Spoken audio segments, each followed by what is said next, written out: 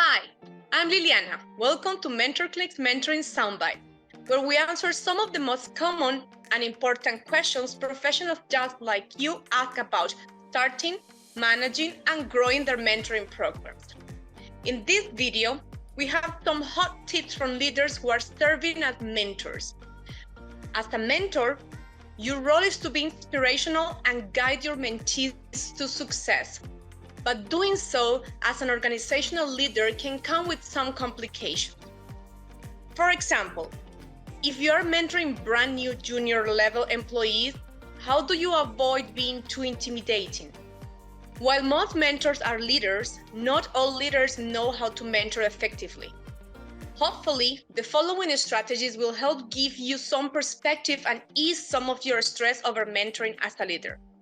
You'll also hear some sound advice from mentoring champions on strategies their companies are using to make their mentoring program relationships more successful.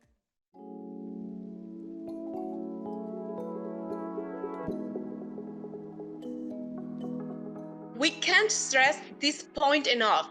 Mentors need training.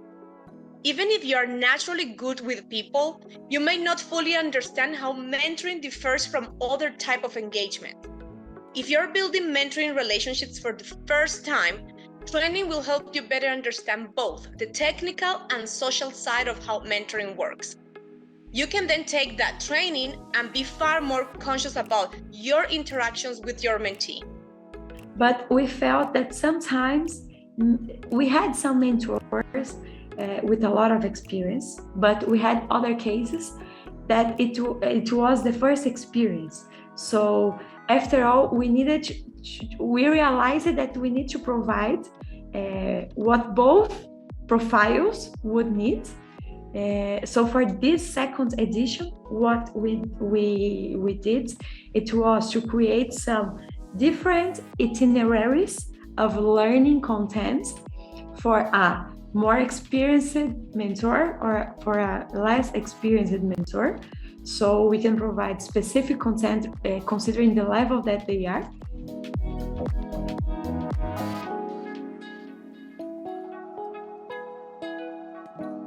Research shows that relationships of any kind work best when both parties are matched well across a number of different criteria.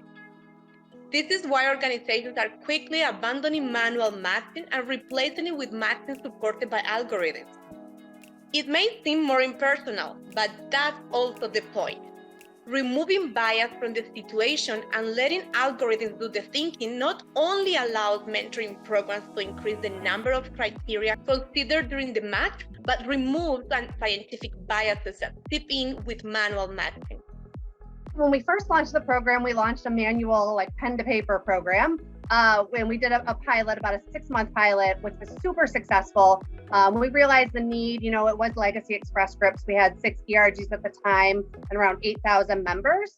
And we realized that if we were going to launch something for all of our ERG members, we would need some support because I wasn't going to be able to match 8,000 ERG members. So we launched it from the Legacy platform with MentorcliQ's help. It was super successful. Express Scripts was acquired by Cigna in late 2019. So once our HRIS systems were merged, we were able to roll out the program to all of our legacy Cigna ERG members as well. So while we were merging those ERGs in 2019, that's when I realized that not only did we have this great Emerge program for our legacy Express Scripts employees, but legacy Cigna ERGs had a couple mentoring programs as well that we wanted to roll into Emerge.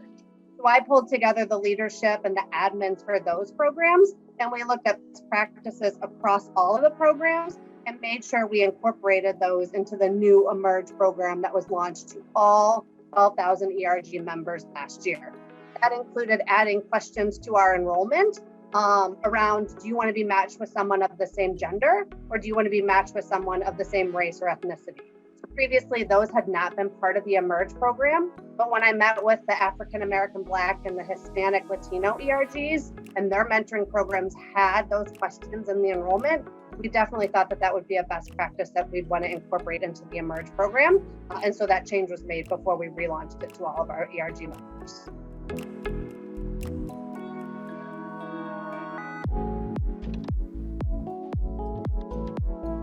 Preparation prevents poor performance, as the saying goes. Your mentees will appreciate the thought you put in before meeting. Your preparation could include feedback from previous meetings, material that might help your mentee overcome roadblocks, or discussion topics related to your mentee's learning goals. Taking that extra step to prepare for your meetings will help your mentee see that you care. That action goes a long way towards building and maintaining a strong rapport. The moment that I realized that there really was an impact and the relationship was growing with the mentee. So my experience and my personal idea of the mentor-mentee relationship is it's really driven by the mentee. And there's always the best practices or things that you should consider or how to prepare for a mentoring call, but it ultimately sits with the mentee in the driver's seat. And when we first started the relationship, it was very high level, getting to understand each other. And once I noticed her preparation and thought process going into our meetings was evolving with agenda points or just a quick, hey, can I put some time on your calendar and here's the 3 things I want to review. I started to recognize that she was more invested, and that just empowered me to continue on that pathway with her.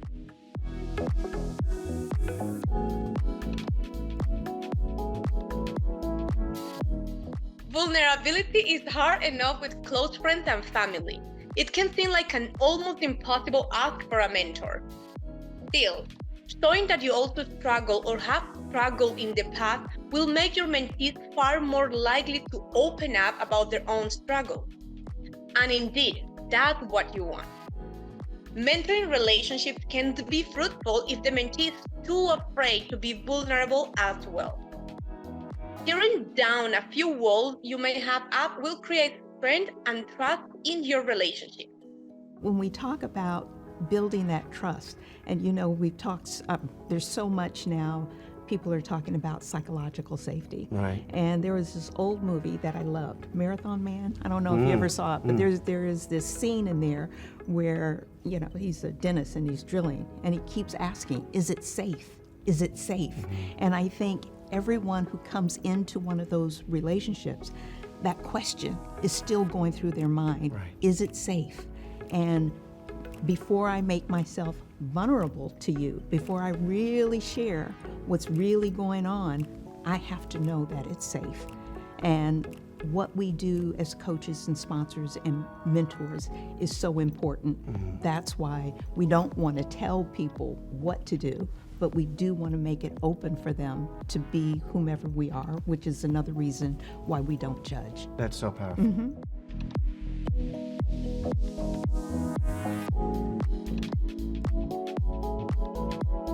Once your mentees are comfortable opening up to you about their struggles, don't be surprised if the waterfall of emotions comes out.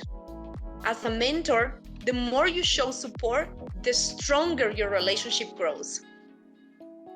That growth builds trust and increases the likelihood that your mentee will ask for more questions and seek for your guidance. Importantly, showing support will increase the likelihood that they will actually take your advice to heart and apply it. Keep in mind, showing support doesn't always mean agreeing with everything your mentee says or does. It means using your active listening skills, acknowledging their struggles as real or legitimate to them, and navigating a path forward together. As I think back through my mentoring journey, one of the most moments I'm proud of is that my mentor allowed me the space to be me. And they did that by creating different avenues, removing specific barriers, and being a true sponsor into rooms that I wasn't a part of or wasn't in. And that meant the world to me because now I felt that I could be the best version of me no matter what I did, and knew that I had their support to ask questions to run things by, and to really understand if I was making the right decisions for me in my career.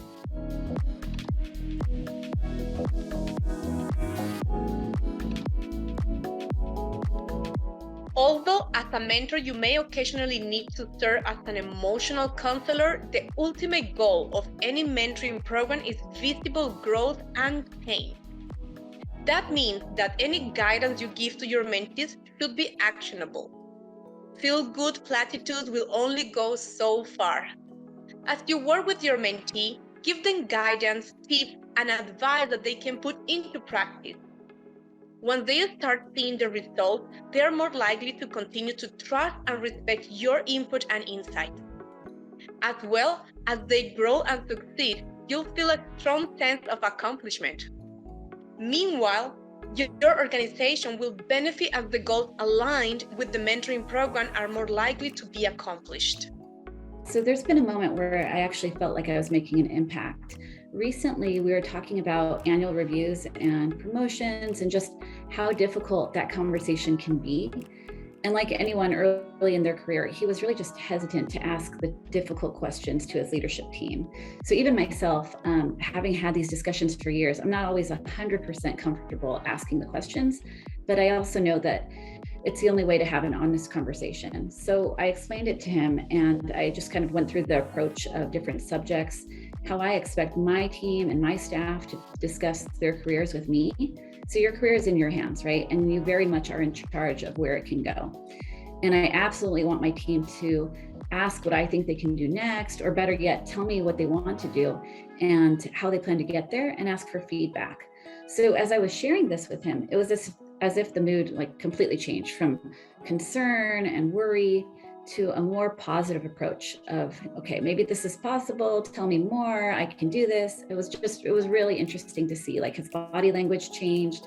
He seemed really optimistic, and I felt really encouraged that I was finally providing like something actionable that he valued. And it was just definitely a highlight for me as a mentor.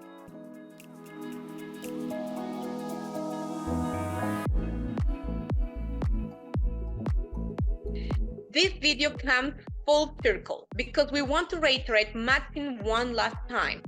If your match isn't good, the relationship will quickly fall flat. Here is a quick tip on matching from a Fortune 500 company mentoring champion that will help underscore the value of effective matching.